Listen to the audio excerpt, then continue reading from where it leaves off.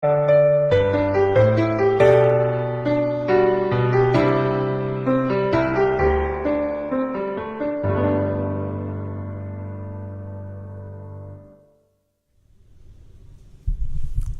abyan, mayong aga dira sa imo kag welcome gid sa aton nga palatuntunan ang Ilonggo Daily Light from God's Word Radio Broadcast.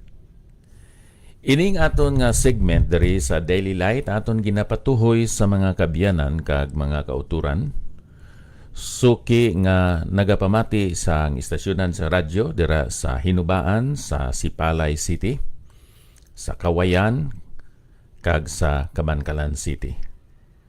Kay may mga gagmay nga mga istasyonan sang radyo nga naga-replay sini nga ang mga nagadumala, mga pastor nga may kabugatan kakabalaka sa mga katawhan agud nga ang wala nagasulod sa simbahan makabati man sang minsay sang maayong balita nga ginpahayag diri sa kalibutan pinaagi sa pagwali, mga pagtudlo sang mga gintutunan kag mga apostoles sang Ginoo. Kag ang bahin sa ilang mga eksperyensya kag ginpahayag sang balaan nga espiritu ginsulat diri sa nagkalain-lain nga mga sinulatan sa New Testament. Karon ang aton nga hambalan amo ini ang liyabi sa malipayon nga paghatag. The key to cheerful giving. Diri sa 2 Corinthians chapter 8, 1 through verse 5, aton mabasa diri abyan ang ginsulat ni Apostol Pablo sa mga Kristohanon sa amo nga iglesia.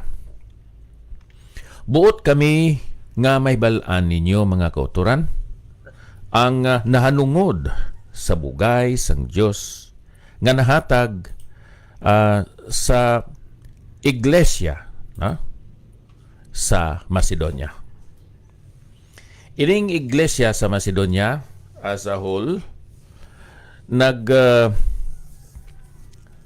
nag-compose ini sa nakita diri sa New Testament sang Tesalonica, sang Pilipos, kag sang Berea. Sila ni Pablo kay sa dakong pagtilaw sa kapipitan ang kabugana sang ila kalipay kag ila madalom nga kaimulon nagbugana nga sa kamanggaran sang ila kaalwan. Kay suno sa ila ikasarang nagasaksi ako kag labaw pa sa ila nga ikasarang nagatag sila sing kinabubuton nga nagapangabay sa amon nga may dakong pakiluoy nanungod sining bugay sa pagpakigambit sa pag-alagad sa mga balaan.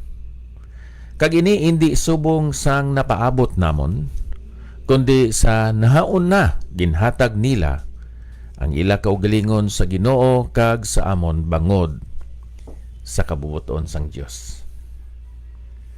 The key to cheerful giving. Ang liyabi, agod nga ikaw abyan makahatag nga malipayon amo ini. Ang imo paghatag una sang imo kabuhi dira sa Dios. Kay magasunod na ang imo nga panahon. Magasunod ang imo kusog. Ang imo abilidad nga ihatag nimo sa Ginoo kag magasunod man ang imo paghatag sa imo kwarta, sa imo pagkabutang, sa imo manggad para sa buluhaton sa aton Ginoo. Madamo sa mga rason ginhatag ang mga Kristohanon kung nga hindi sila karon makahatag. Ang unang rason amo ang poverty o kon ang kaimulon. Pero siling dire sang balaan kasulatan, ining mga kaiglisyanan sa probinsya sang Macedonia, Filipos, Berea, Tesalonica, naka-eksperyensya sila sang kaimulon. naka-eksperyensya sila sang kapobrehon kay sa dakong pagtilaw sa kapipitan ang kabugana sang ila kalipay kag sa ila madalom nga kaimulon nagbugana nga sa kamanggaran sang ila kaalwan.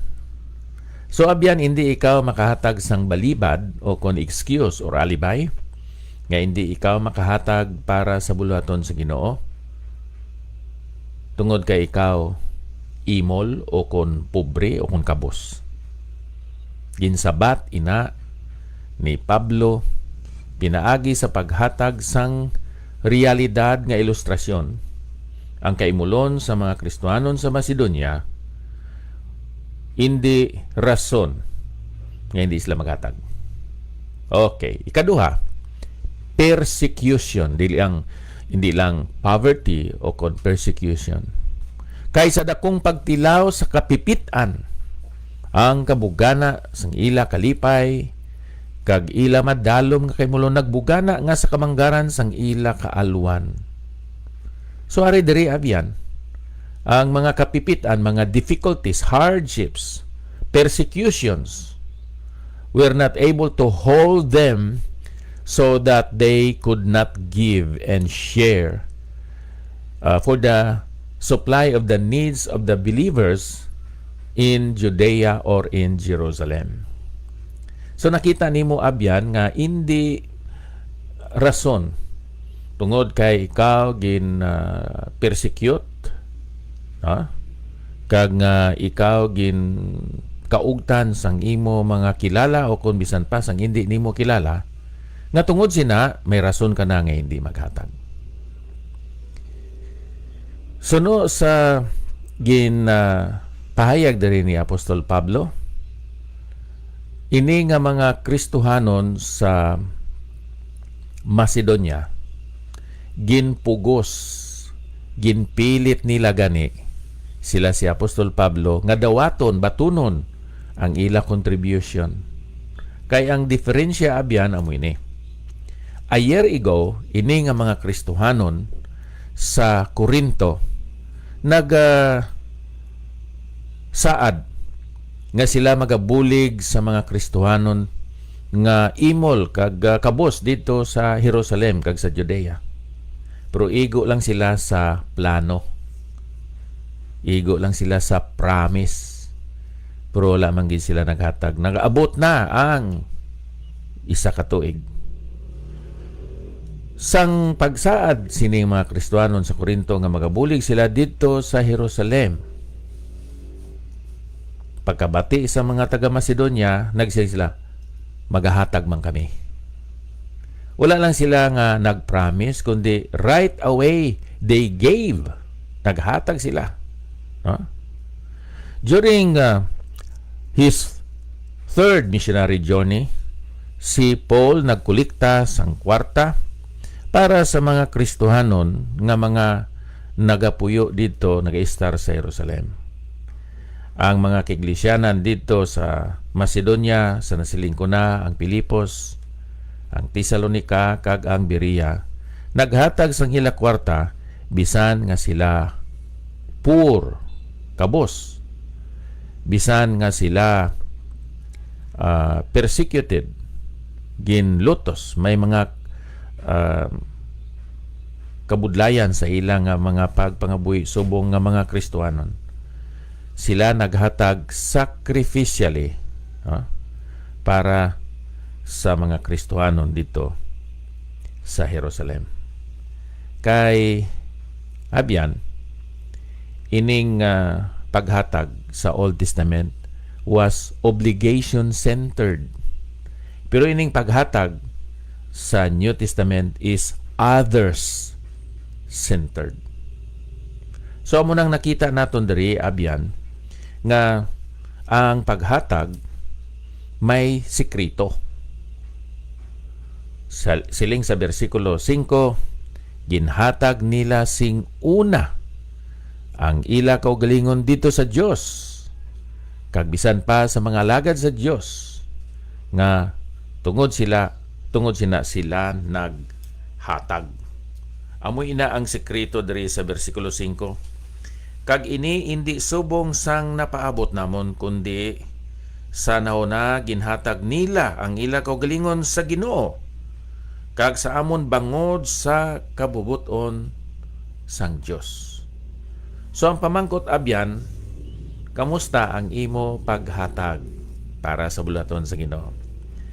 Kamusta ang imo participation sa buluhaton sang aton Ginoo? Hindi ka magsiling nga pobre ko,